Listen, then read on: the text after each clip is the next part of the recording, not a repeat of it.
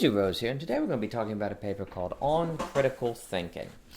And the paper is going to argue that we really need to make a distinction between thinking and critical thinking. And although we tend to think we do, usually we just define critical thinking as thinking well, as being a really good thinker. And what I want to argue is that critical thinking is a different kind of thinking. It's different in type, not merely in degree from thinking.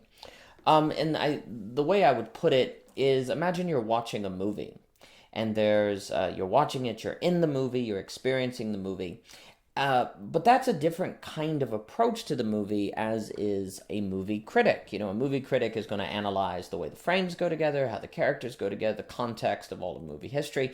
There's just a different way that the movie critic is going to think about a movie as opposed to someone who's just watching the movie. Well, in the same way that when we critically think, we're like a thought critic. And when we think, we're in the world. We're just in it. We're just in the world. We're just in the subject. We're just thinking about it and doing it. We're not stepping back and seeing how all the parts go together and how it works. To critically think is to be a critic of the way that your thought structures reality towards you. It's to analyze the way that the system goes together, how your emotions play into it, the different premises you assume, the role of probabilistic thinking. It's to think about the entire operation of thought and how it makes a reality appear to you, and you engage in a critique of that in order to see through it. Because you don't want your brain to do your thinking for you, per se. You don't want your brain to be in control. You want to control it more so.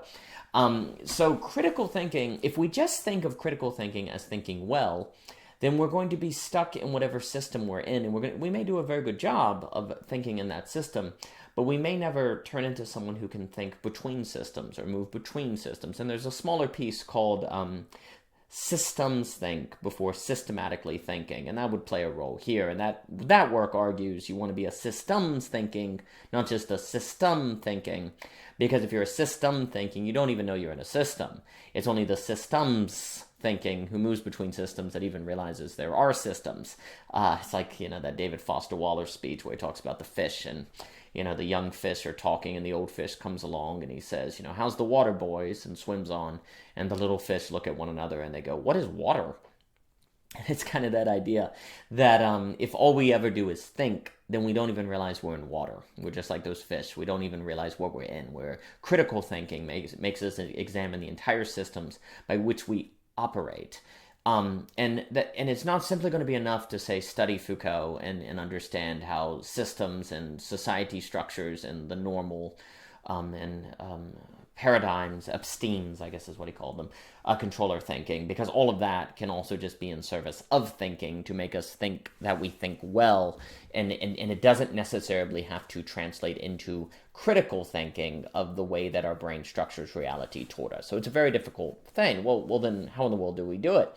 Well, the paper is going to argue that critical thinking and empathy seem to be very closely related and may even be the same thing. And the reason for that is because when I engage in empathy, what I am doing is I'm not merely sympathizing with another person. I am trying to step into their shoes and see the world through their eyes. And if I critically think, then I try to see my own system through the eyes of another person. I try to step into another person's shoes and then look back on myself. And I'm not merely trying to put my shoes in another person's shoes, as I like to say. I really am trying to enter into their world. And the only way I could be a critical thinker of my world is to try to think of it through another person's eyes, fully, by their own assumptions and premises. And maybe I can never do this perfectly, but it's that act of empathy that then creates the possibility of seeing myself anew in my own thinking anew. And maybe this also has something to do with what Sartre talks about in Being in Nothingness with the gaze, where when another person sees something that I'm doing, that I even acknowledge that I'm doing it, that I'm aware, I feel embarrassment. I guess it's the example if there was a guy peeping through a keyhole at a woman changing and someone caught him, he would feel embarrassed, and yet he was doing it and didn't feel embarrassed, but that the gaze transforms his analysis of what he's doing and makes him realize that he's being voyeuristic. He's doing something shameful. But without that gaze, he would never felt shame, and so in a real sense never accepted the shame of what he is doing. So there's something about critical thinking, I guess, that we could say is turning and putting that Sardian gaze on ourselves, trying to put the Sardian gaze on ourselves. And not just that, though, because then even if it's not self-referential, empathy can have us just, if I'm a Christian and I try to really think of the world as a Muslim, then that's critical thinking, because I'm trying to see the world through that different pair of glasses and to have a new way that reality could be structured toward me, enter my consciousness, and become something that I am then aware of. Because if I really try to think of the world like the Buddhist or the Muslim or the capitalist or the socialist, then I'm also going to really try to have a new experience of reality, a new way that the reality is structured toward me. And that doesn't change truth. That's not to say truth is relative, but it is to say that experiences of the world can change radically based on the paradigms by which we operate. So anyway, the critical thinking is something we should associate with the movie Critic, to be a thought critic, to be a critic of the way that that the mind structures reality toward us, so that we can overcome it and see the world more full. And this is actually then going to suggest that there's something about critical thinking connected with love, and loving other people and wanting to really know the world as they know it. And that means also having to know them, because you really can't know the world as other people know it if you don't really know who they are. And you really don't get to know people well unless you love them, unless you really care about them.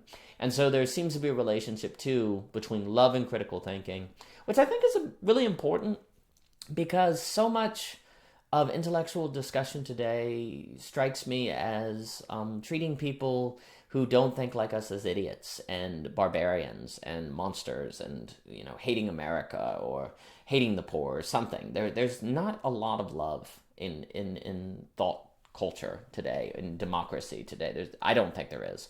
Now, I'm not saying there aren't small pockets of love, that there aren't communities of love, but if it is the case that we can't critically think unless we step into another person's shoes, then it's probably the case that to really truly critically think, we put our feet in the shoes of the people we most disagree with, that we most think are wrong.